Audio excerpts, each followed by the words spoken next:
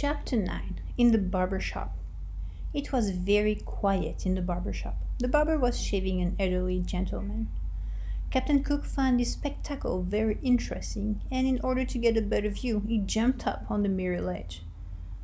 "Good night," said the barber. The gentleman in the barber's chair, his face already white with lather, half lifted his head to see what had happened. "Cook!" said the penguin, flapping his flippers and reaching out his long beak toward the lather on the gentleman's face.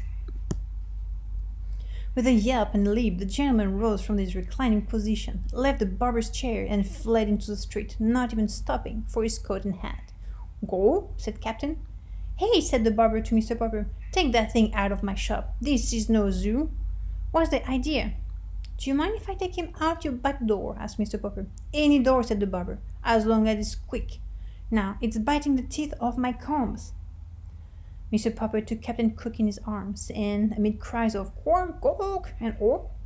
made his way out of the shop and its back room and out the door into an alley. Captain Cook now discovered his first back stairway. Mr. Popper discovered that when a penguin has found steps going up somewhere, it is absolutely impossible to keep him from climbing them. "All right," said Mr. Popper, panting up the steps behind Captain Cook.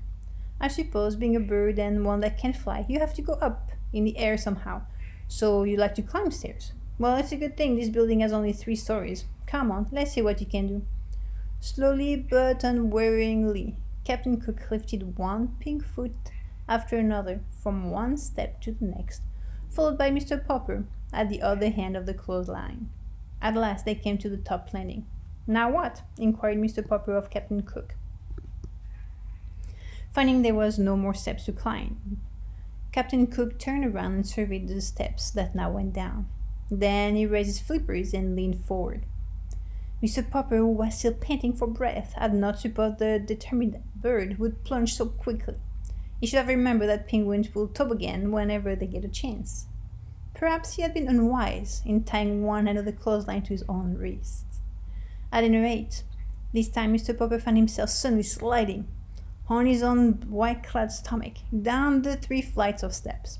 This delighted the penguin, who was enjoying his own slide just ahead of Mr. Popper.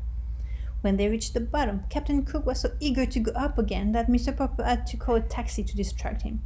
"432 Proudfoot Avenue," said Mr. Popper to the driver. The driver, who was a kind and polite man, did not laugh at his oddly assorted passengers until he had been paid.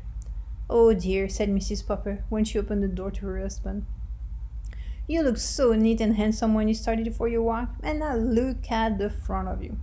"I'm sorry, my love," said Mr. Popper in a humble tone, "but you can't always tell what a penguin will do next."